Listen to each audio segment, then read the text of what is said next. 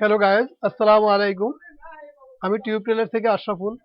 এই ভিডিওটি যদি শুরু থেকে শেষ পর্যন্ত দেখেন, আপনি যদি একবারে নতুন হয়ে থাকেন তারপরও প্যান কাটিং সালোয়ার আপনি শিখে নিতে পারবেন, কারণ আমি আপনাকে সহজ ভাষায় শিখিয়ে দেব। তো চলুন কথা না বাড়িয়ে আমরা টিউটোরিয়ালে চলে যাই। আমি একটা কাপড় নিয়েছি, এই 4 ভাঁজ করে রেখেছি, কাপড়টা সুন্দর করে ভাঁজ করে নিয়েছি আমরা সময় বাঁচানোর জন্য। এবার ভাঁজ করে নেবেন 4 ভাঁজ করে, লম্বালম্বি করে। তো ভাঁজ করে নিয়ে নিন। তো প্রথমে আঁকা বাঁকা সাইডগুলো আমরা ক্লিয়ার করব। তারপর আমরা 2 ইঞ্চি কাপড় রাবারের জন্য নেব।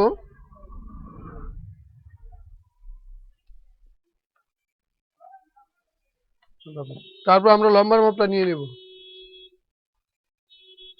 আমাদের প্যান্টের লম্বা হচ্ছে 36 ইঞ্চি। এই 36 ইঞ্চিতে একটা মার্ক করব।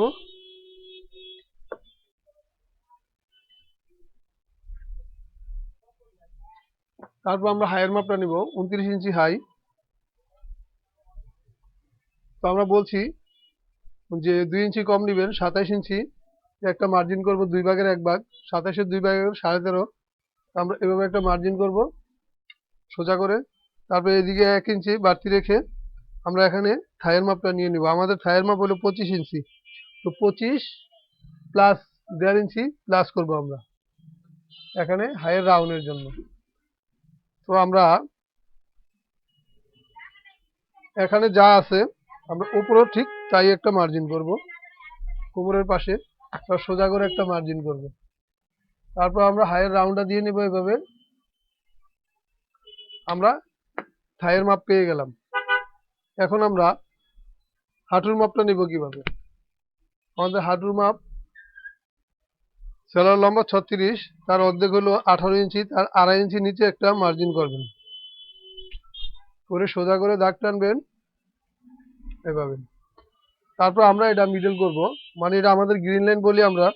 তো আমরা এটা মিডল করব। 14-র অর্ধেক হলো 7, তো আমরা 7 ইঞ্চিতে একটা কাট মার দেব।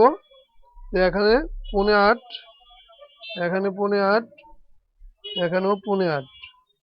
এখন আমাদের এই মিডল পয়েন্টের এই পাশে পায়ের গ্যাপ যা হবে, মিডল পয়েন্টের এই পাশে অর্ধেক এই পাশে অর্ধেক নেব আমরা। তো আমাদের পায়ের গ্যাপ হলো 12 ইঞ্চি, তো আমরা নেব 3 ইঞ্চি। এই যে 3 আর এই যে 3, আর এই আমাদের সাইড সিমের পাশে 1/2 ইঞ্চি কাপড় বাড়তি রাখতে হবে সেলাইয়ের জন্য। ওকে। আর আমাদের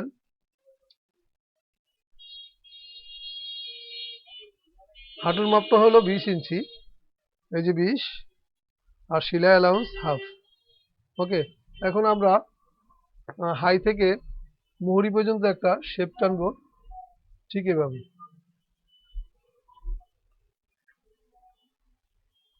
তারপর এই মাপ থেকে এটা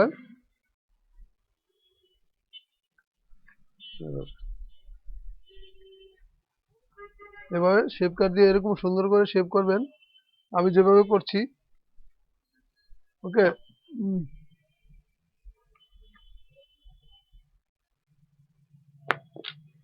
আমাদের ড্রয়িং করা শেষ, এখন আমরা কাটিং করে ফেলবো। আশা করি এতটুকু বুঝতে পেরেছেন।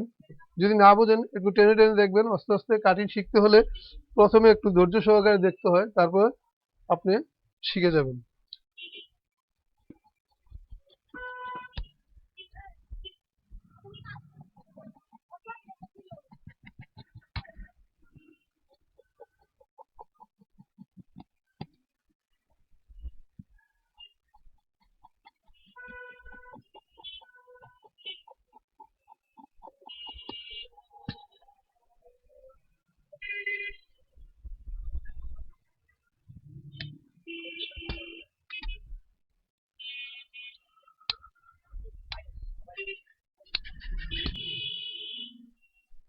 সহজ নিয়মে কিভাবে একটা প্যান কাটিং সালোয়ার কাটিং করতে হয় আশা করি বুঝতে পেরেছেন।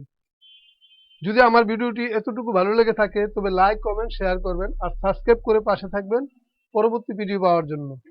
আল্লাহ হাফেজ। ভালো থাকুন, সুস্থ থাকুন, শরীরের প্রতি যত্ন নিন।